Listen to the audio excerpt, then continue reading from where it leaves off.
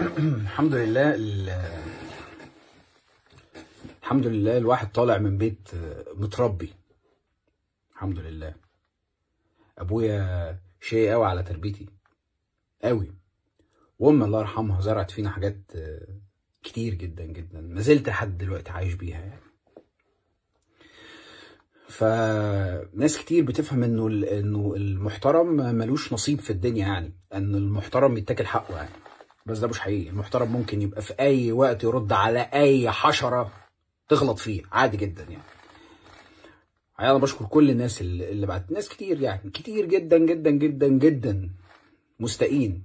ما مش مستائين عشان خاطر ابراهيم ولا عشان خاطر والدتي الله يرحمها اللي جاب سيرتها بس، انما علشان الامر زاد عن الحد ووصل الى ما لا يطيق بشر.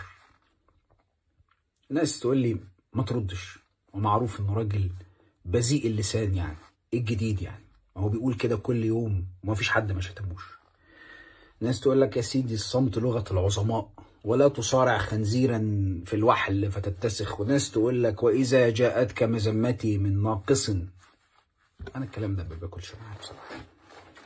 انا بفهم حاجه واحده بس، انا عايش مره واحده، مره واحده بس، عايش مره واحده بس، هعيشها مرفوع الراس دكر على اي حد. ولا عمري هعرف اغير نفسي، ولا عمري هعرف اتغير. الى الشخص سيء الذكر بذيء اللسان ابو لسان زفر. يا اخي انت بقى عندك 80 سنه يا اخي، بلغت من العمر ارذله. رجلك والقبر اللي زيك يا دوب يفكر في اخرته ويعمل له حسنات يقابل بيها ربنا. بس انت مستهون من المقابله، ها؟ مستهون من دعوات كل امهات المصريين وكل الستات الفاضلات اللي انت خضت في عرضهم. بكره لما تنزل تحت وما بقاش ما بينك وما بينه اي حاجه، تعرف الدعاوي دي هتبقى نار عليك في القبر ان شاء الله. امي اللي انت جبت سيرتها وشتمتها، جزمتها برقبتك انت ومليار واحد من عينتك. قعدت تفتكر ان حد هيسكت لك؟ انت جعجاع واونطجي وما تعرفش تعمل حاجه، وده اخرك. وانا مش فارق معايا اي حاجه، وانت عارف ان انا مش فارق معايا اي حاجه، والناس عارفه ان انا مش فارق معايا اي حاجه.